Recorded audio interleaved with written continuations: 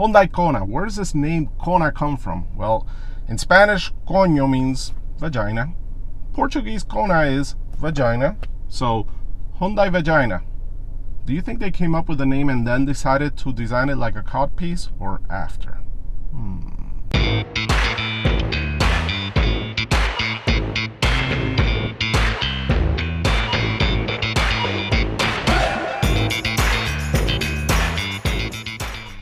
Welcome to Bruce Knows.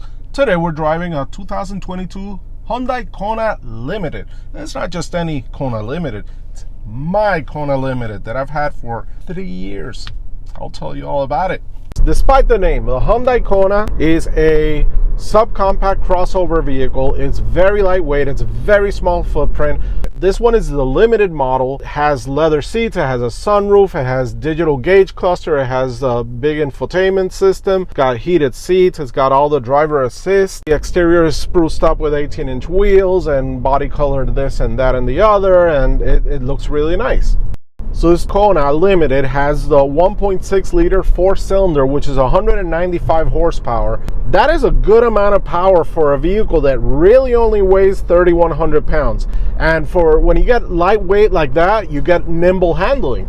It's very wide, the wheels are off to the corners, there's very short overhangs, so it really sticks very well in curves. The handling, the reason that it's not a car that everybody talks about is because the steering is completely devoid of any feedback, and in fact it's too light and it's not direct enough. It's got a little too much turns lock to lock.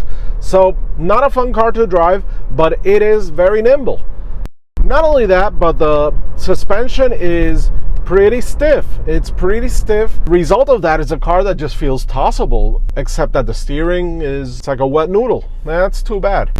Then the other thing is the transmission. This is a 7-speed dual clutch transmission, and as 7-speed dual clutch transmissions go, it's not very good. It's not as fast as you think it would shift gears, and when it's in just automatic mode, it's caught off guard in too high a gear always. The fuel economy is not very good because it's a small turbo engine, so you're constantly on the boil. So I would say that, you know, I believe that the fuel economy is like 31 miles per gallon highway. This car is never going to get that. This car is low 20s, I would say. Other dynamic personality traits of this car is that it is very quiet. You have bumps on the road, the impacts are not noisy. You feel them, but you really don't hear them. So it feels like a quality car. In terms of comfort and space, this is a tiny car. It's 3,100 pounds. It's very small, even though the wheels are off to the corners. To maximize leg room, there's not a whole lot. I'm a tall guy. I don't fit very well in this car. The seats are too small for me. After an hour, I'm feeling it. There's just no getting around the fact that this is a small car with very small seats. This does not work for families. You put a car seat in the back seat, there's room for only one person back there. Not only that, but getting in and out for me, it's kind of a head knocker. In the back seat, there's no way you're getting in there without hurting something of your purse. The trunk, also minuscule size. You know, the interior, it's all hard plastics. This is a car that starts in the low 20s and everything is hard plastics. Quality wise, there's no squeaks or rattles, and the car feels really well put together, especially considering how lightweight it is. It feels well put together. So let's see, what is the best things about the Hyundai Kona? The infotainment system with the digital gauges, it's market leading, it's very responsive, and it looks like quality. You can tell that Hyundai really sweat the details in designing this. They didn't just slap together the cheapest car possible, they made the best car for the money possible. And that's evident throughout the vehicle.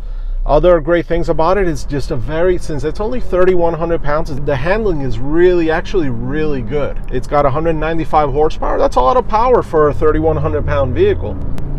What are the bad things about the Kona? Well, reliability, just a couple of glitches with the reverse camera and also the air conditioning not functioning. Sometimes you got to restart the car, not a big deal. But the biggest drawback to this car has to be the name. Recently, Hyundai has been taking some hits because of having to recall engines, and also the cars seem to be pretty easy to steal. Awkward.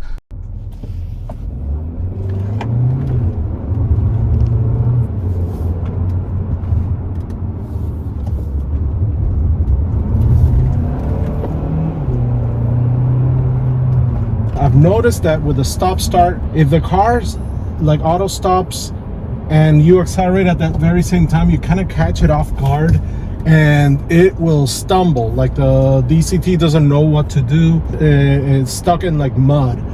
That's a problem. That could cause an accident. You know, the biggest drawback here is the name recognition. Essentially, there's no resale value to it, and it's a disposable car by definition. So, in closing, would I buy this car? Not really. I leased it because it was cheap, and that's about it for it. I don't think that it's a great car to own long term. So who's this car for? You always have to ask. Well, if you're part of a carpool and you don't ever want to be the designated driver, this is the car for you. In all seriousness, it's if you live in a city, it's a, like I've said, and otherwise it's a disposable car. You don't care if it gets scratched up, dinged up. And that being said, it's reliable and it fits in every parking spot. So it's almost like the anti Mini Cooper in that the Mini Cooper is fun to drive. This one isn't.